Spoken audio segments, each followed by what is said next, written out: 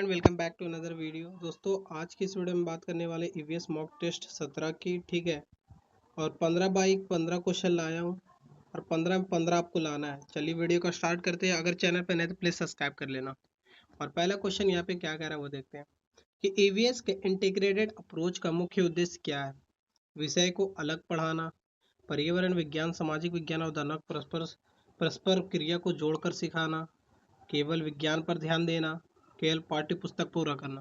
तो चलिए बताओ दोस्तों इसका आंसर क्या होगा। और ये बहुत आसान क्वेश्चन था, ठीक है। ये सबने आंसर लगा दिया, बी है। बहुत अच्छा, सबका आंसर सही है। चलिए आगे बढ़ते हैं और अगला क्वेश्चन पे चलते हैं कि अगला क्वेश्चन यहाँ पे क्या कह रहा है। और दूसरा क्वेश्चन पे आ चुके दोस्तों। और दूसरा क्वेश्चन यहाँ पे कह रहा है कि यदि टीचर बच्चों को मतलब विद्यार्थियों को स्थानीय जल स्रोत के लिए संरक्षण कराकर निष्कर्ष निकालने को कहता है तो यह किस शिक्षण दृष्टिकोण का उदाहरण है। क्वेश्चन पूरा पढ़ना दोस्तों, ठीक है। लेक्चर का, तो इंक्वायरी बेस्ड लर्निंग का, ड्रिल मेथड का, डिमोन्स्ट्रेटिव मेथड का। बताओ जल्दी से इसका आंसर क्या होगा। तो देखता हूँ भाई इसका आंसर सबसे पहला कौन लगाता है। और भाई ये मोस्ट इंपॉर्टेंट क्वेश्चन है, तो चैनल पर नहीं तो प्लीज़ सब्सक्राइब भी कर लेना। तो यहाँ पे जल्दी क्या होगा, लेक्चर तो होगा नहीं दोस्तों, ठीक है, क्योंकि ये जो अपर प्रेमिस ऊपर होता है 12 का स्टार्ट से होता है लेक्चर। इंक्वायरी बेस्ड लर्निंग होगा। क्या, इंक्वायरी बेस्ड लर्निंग। आंसर क्या होगा दोस्तों, बी होगा। सबने आंसर सही लगा। ड्रिल मेथड तो होगा नहीं, डोमेस्टिक मेथड भी नहीं होगा। बहुत अच्छा। तो क्या होगा, इंक्वायरी बेस्ड लर्निंग होगा। बहुत अच्छा। चलिए आगे बढ़ते हैं और अगला क्वेश्चन पे चलते हैं। और तीसरा क्वेश्चन यहाँ पे कह रहा है कि एनसीएफ 2005 के अनुसार ईवीएस के सबसे महत्वपूर्ण उद्देश्य क्या है। एनसीएफ 2005 के रिलेटेड पूछ रहा है। तथ्यों को याद करना, बच्चों में जिज्ञासा, क्यूरियोसिटी, अवलोकन, ऑब्जर्वेशन और क्रिटिकल थिंकिंग का विकास करना, आलोचनात्मक सोच का विकास करना, केवल परीक्षा के लिए तैयार करना बच्चों को, या केवल प्रयोगशाला के लिए कार्य करना। तो जल्दी बताओ इसका आंसर क्या होगा। और ये बहुत महत्वपूर्ण क्वेश्चन है, ठीक है। तो जल्दी बताओ इसका आंसर क्या होगा दोस्तों। इसका आंसर क्या होगा, बी होगा। आंसर क्या होगा, बी होगा, ठीक है। आप समझ गए होंगे। चलिए आगे बढ़ते हैं और अगला क्वेश्चन पे चलते हैं। और फोर क्वेश्चन पे आ चुके हैं। फोर क्वेश्चन कह रहा है कि ईवीएस के पोर्टफोलियो असेसमेंट का मुख्य उद्देश्य क्या है। केवल अंक देना, समय के साथ विद्यार्थियों को सीखने की प्रगति का आकलन करना, केवल अंतिम परीक्षा लेना, केवल परियोजना जमा करना। जल्दी बताओ इसका आंसर क्या होगा, ठीक है, जल्दी बताओ। तो इसका आंसर क्या होगा दोस्तों, समय के साथ विद्यार्थियों को सीखने की प्रगति का आकलन करना। आंसर क्या होगा, बी होगा। आंसर क्या होगा, बी होगा। बहुत अच्छा। चलिए आगे बढ़ते हैं और अगला क्वेश्चन पे चलते हैं। फाइव क्वेश्चन यहाँ पे क्या कह रहे हैं वो देखते हैं। फाइव क्वेश्चन कह रहा है कि यदि कोई बच्चा पर्यावरण समस्या का संभावित समाधान समझता है तो वह मुख्य रूप से किस क्षमता का प्रदर्शित कर रहा है। रोल लर्निंग का, डाइवर्जेंट थिंकिंग का, मैकेनिकल लर्निंग का, या हैबिट फॉर्मेशन का। जल्दी बताओ इसका आंसर क्या होगा 5 का। तो जल्दी बताओ यहाँ पे पहले क्वेश्चन पूरा पढ़ना। यदि कोई बच्चे पर्यावरण समस्या समाधान समझता है तो मुख्य रूप किस क्षमता का प्रदर्शित कर रहा है। और देखता हूँ भाई इसका आंसर कौन लगाता है। बहुत सारा भाई गलत भी लगाएगा। रूट लर्निंग नहीं होगा, मैकेनिकल लर्निंग नहीं होगा, हैबिट ऑफ फॉर्मेशन नहीं होगा। आंसर क्या होगा, डाइवर्जेंट थिंकिंग। डाइवर्जेंट थिंकिंग के बारे में जल्दी से बताओ क्या होगा। डाइवर्जेंट थिंकिंग किसे कहते हैं, जो एक समस्या को बहुत सारा आंसर निकले, ठीक है, एक क्वेश्चन का बहुत सारा आंसर निकाल ले, उसे डाइवर्जेंट थिंकिंग कहते हैं। बहुत अच्छा। चलिए आगे बढ़ते हैं। सिक्स क्वेश्चन का। और सिक्स क्वेश्चन यहाँ पे कह रहा है कि ईवीएस का फील्ड विजिट का सबसे महत्वपूर्ण शैक्षिक लाभ क्या है।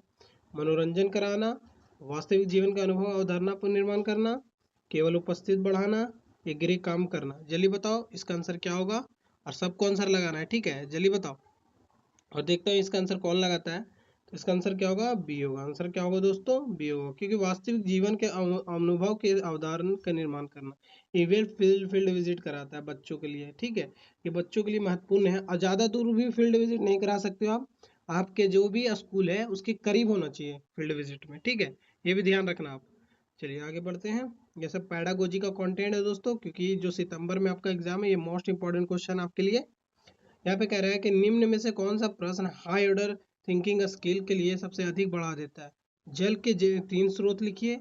यदि आपके क्षेत्र में भूजल समाप्त हो जाए उसके सामाजिक और पर्यावरण प्रभाव विश्लेषण कीजिए। पौधों को भाग नाम लिखिए।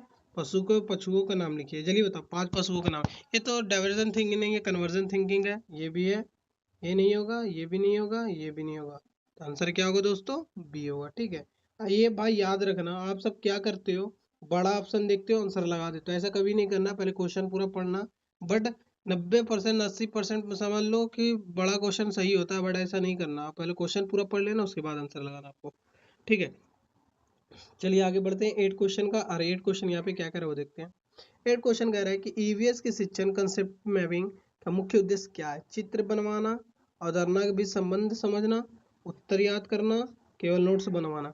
तो जल्दी बताओ इसका आंसर क्या होगा। ठीक है, जल्दी बताओ इसका आंसर क्या होगा दोस्तों। तो इसका आंसर क्या होगा? अवधारणाओं को बीच संबंध समझना। क्या होगा? आंसर बी होगा। ठीक है, आंसर क्या होगा दोस्तों? बी होगा। बहुत अच्छा। चलिए आगे बढ़ते हैं और अगला क्वेश्चन पे चलते हैं। ठीक है, 8 क्वेश्चन हो चुका है, 9 क्वेश्चन पे आ चुके हैं। 9 क्वेश्चन यहाँ पे क्या कह रहा है वो देखते हैं। 9 क्वेश्चन कह रहा है कि एक टीचर सभी बच्चों को स्थानीय समुदाय के लोग साक्षात्कार लेने कार्य देता है। यह मुख्य रूप से किस कौशल का विकसित कर रहा है? ऑब्जर्वेशन कम्युनिकेशन स्किल का, मेमोराइजेशन स्किल का, कैलकुलेशन स्किल का, या ड्रिल स्किल का। जल्दी बताओ इसका आंसर क्या होगा दोस्तों, जल्दी बताओ। तो इसका आंसर क्या होगा? ऑब्जर्वेशन एंड कम्युनिकेशन स्किल का। क्या होगा? ये होगा आंसर। क्या होगा दोस्तों? ये होगा। बहुत अच्छा। चलिए आगे बढ़ते हैं हम और अगले क्वेश्चन पे चलते हैं। 10 क्वेश्चन पे आ गए हैं। 10 क्वेश्चन के बाद 5 क्वेश्चन और है। और भाई अभी ये बताओ कि 10 में आपका कितना बना ये भी बताओ, ठीक है ना। तो यहाँ पे ईवीएस के कंटिन्यूस एंड कंप्रेसिव एवोल्यूशन का सीसीए का मुख्य उद्देश्य क्या है? देखो सीसीई के बहुत बार मैं क्वेश्चन कराया हूँ और ये फुल फॉर्म याद रखना। कंटिन्यूस एंड कंप्रेहेंसिव एवोल्यूशन कहते हैं, ठीक है। सतत व्यापक मूल्यांकन इसको बोलता है हिंदी में। तो केवल वार्षिक परीक्षा के लिए उपयुक्त है या सीखने की प्रक्रिया सतत सामग्री का मूल्यांकन करना या केवल अंक देना या केवल परियोजना जांचना। जल्दी बताओ इसका आंसर क्या होगा। सबको आंसर लगाना है, ठीक है। तो ये क्या होगा? सीखने की प्रक्रिया सतत मूल्यांकन करना। क्या? समग्र मूल्यांकन करना। क्या होगा दोस्तों?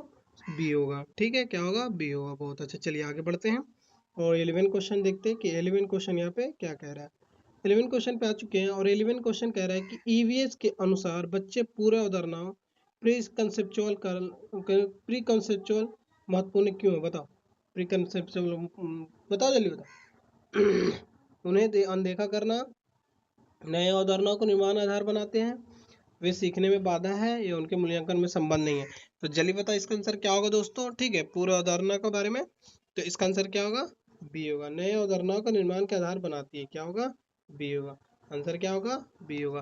बहुत अच्छी बात है, आप सबने सब आंसर सही लगाया। चलिए आगे बढ़ते हैं और अगला क्वेश्चन पे चलते हैं कि अगला क्वेश्चन यहाँ पे क्या कह रहा है 12 का। 12 क्वेश्चन पे आ चुके हैं। 12 क्वेश्चन यहाँ पे कह रहा है दोस्तों कि मान लो यदि टीचर किसी पर्यावरण समस्या को समूह चर्चा, डेटा संग्रह और समाधान प्रस्तुत करने की गतिविधि कराता है तो वह मुख्य रूप से किस क्षमता को विकसित कर रहा है? बताओ। ऐसे पहले क्वेश्चन पूरा पढ़ना, चर्चा करा रहा है, डेटा संग्रह करा रहा है, समाधान प्रस्तुत गतिविधि एक्टिविटी करा रहा है, इसके रिलेटेड पूछ रहा है। क्रिटिकल थिंकिंग, कोलैबोरेटिव लर्निंग का, मैकेनिकल लर्निंग का, रोड मेमोराइजेशन का, या हैबिट फॉर्मेशन का। तो जल्दी बताओ इसका आंसर क्या होगा। आइए समझ लो, आपका इंपॉर्टेंट क्वेश्चन है, ठीक है। और देखता हूँ भाई इसका आंसर कौन लगाता है। सबसे मोस्ट इंपॉर्टेंट क्वेश्चन है, ठीक है। ये बहुत बार भी पूछा भी गया है। तो चलिए बताओ इसका आंसर क्या होगा। ये critical thinking and collaborative learning होगा। आंसर क्या होगा दोस्तों? ये होगा। ठीक है, ये होगा। ठीक है, ये होगा। मैकेनिकल लर्निंग होगा नहीं, रोड तो कर नहीं सकते, हैबिट फॉर्मेशन भी होगा नहीं। आंसर क्या होगा? ए होगा। ठीक है, चलिए आगे बढ़ते हैं और अगला क्वेश्चन पे चलते हैं यहाँ पे 13 का। और 13 क्वेश्चन क्या कह रहा है वो देखते हैं। और 13 क्वेश्चन यहाँ पे आ चुका है कि ईवीएस में असेसमेंट फॉर लर्निंग का अर्थ क्या है? केवल सीखने का अंत मूल्यांकन, मूल्यांकन के माध्यम से सीखने के सुधार करना, केवल ग्रेड देना, केवल उत्तर पुस्तक जांचना। जल्दी बताओ इसका आंसर क्या होगा, जल्दी बताओ। तो केवल तो होगा नहीं दोस्तों, केवल ग्रेड भी दे नहीं सकते बच्चों को, केवल उत्तर पुस्तक जांच भी नहीं कर सकते हो। इसका आंसर क्या होगा? जल्दी बताओ। इसका आंसर क्या होगा? तो मूल्यांकन के माध्यम से सीखने के लिए सुधार करना। क्या होगा?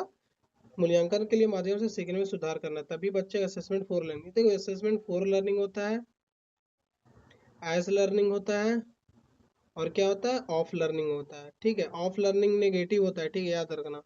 ठीक है, समझिए।